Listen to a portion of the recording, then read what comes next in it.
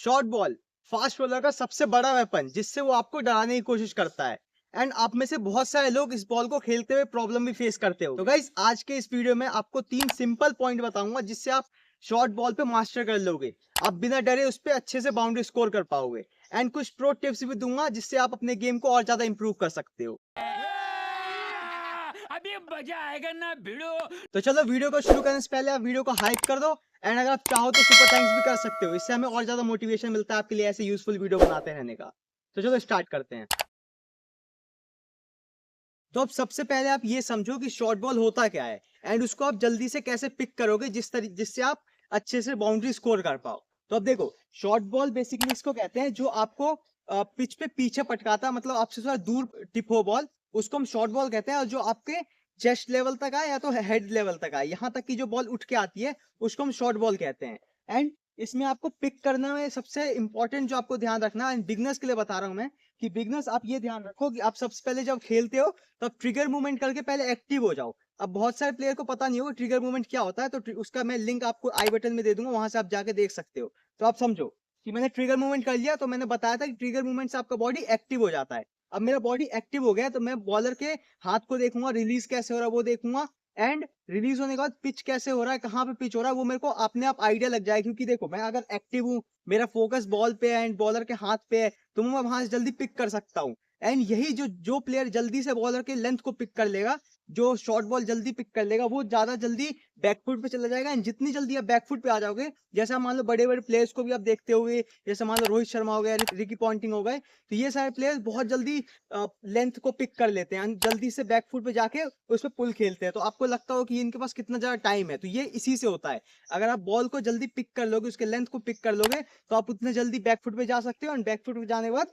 पुल खेल सकते हो, या तो अगर ऑफ की बॉल है तो उस पर आप कट खेल सकते हो। तो ये सारी चीजें हैं जो आपको ध्यान रखना। एंड ये तो मैंने आपको बताया बिगनर्स के लिए। लेकिन अगर मान लो आप बहुत टाइम तक खेल लोगे, बहुत टाइम तक प्रैक्टिस होगी आपकी, तो आप बॉलर के हाथ से ही पिक कर सकते हो कि वो शॉर्ट बॉल आने वाला है या कौन से लेंथ की बॉल आने वाली है।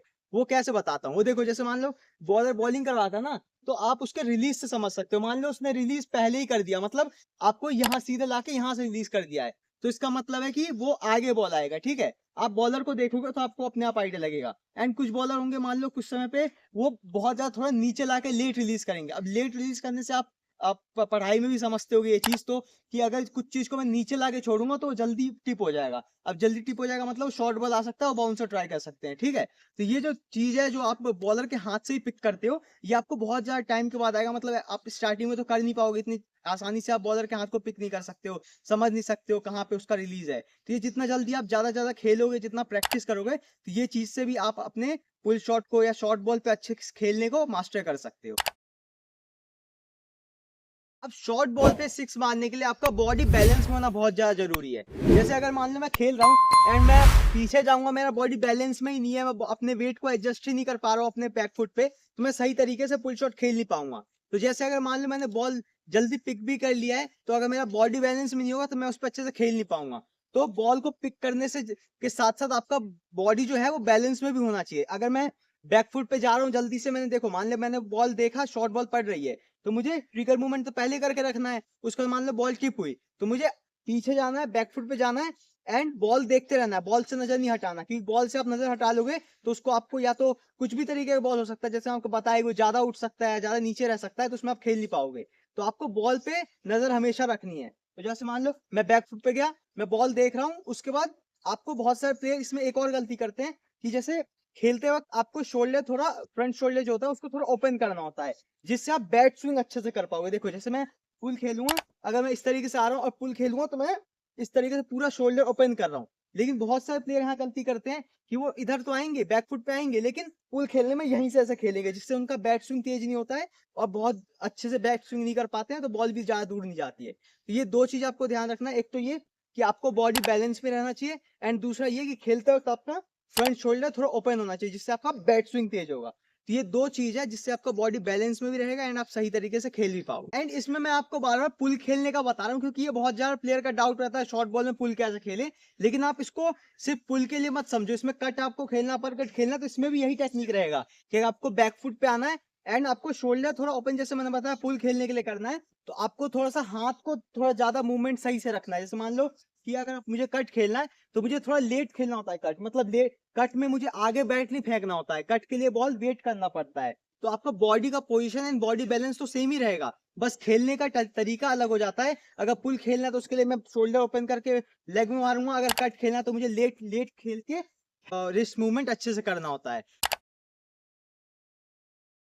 अब ड्रिल में आपको बस इतना ध्यान रखना है कि आपको बस नेट्स में जाना है, प्रैक्टिस करना है। एंड प्रैक्टिस आपको इस तरीके से करना है जैसे बॉलर बॉलिंग करवाते हैं ना, उस तरीके से आप कर सकते हो। लेकिन ज्यादा फायदा ऐसे रहेगा कि अगर आप थ्रो बॉलिंग करवाओ, कोई अगर आपके पास है बॉलर, उसको कहो आप थ्रो ही फेंकने के लिए एंड बाउंसर फेंकने के लिए, तो उस पे आप अलग अलग तरीके से शॉट खेल सकते हो। उससे क्या होगा कि आपको जल्दी से उसमें, अब थ्रो जो फेंकते हैं ना तो थोड़ा तेज बॉल आती है और जल्दी से फास्ट मूव करती है, तो उसमें आप ज्यादा जल्दी लेंथ पिक करना सीख जाओगे एंड उसके पे आप जल्दी रिएक्ट करना सीख जाओगे। तो आप जितना ज्यादा फास्ट बॉल अपने, जैसे मान लो धीरे धीरे पेस भी बढ़ाओगे, तो जितना ज्यादा फास्ट बॉल पे आप जल्दी रिएक्ट करना सीखोगे, वो आपको पुल के साथ और भी शॉट्स में फायदा देगा। तो चलो यही था हमारे इस वीडियो में। अब आपको जाके प्रैक्टिस करना है। अब बहुत सारे लोग होंगे जो सिर्फ वीडियो देख लेंगे और सोचेंगे कि कुछ फायदा ही नहीं हुआ इससे, लेकिन ये नहीं है। आप अगर सिर्फ वीडियो देखोगे तो कोई फायदा वैसे भी नहीं होगा।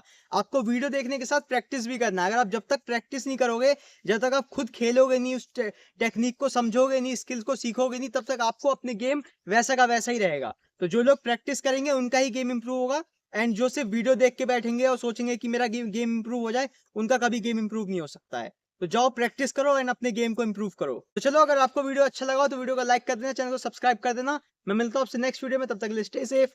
जय हिंद।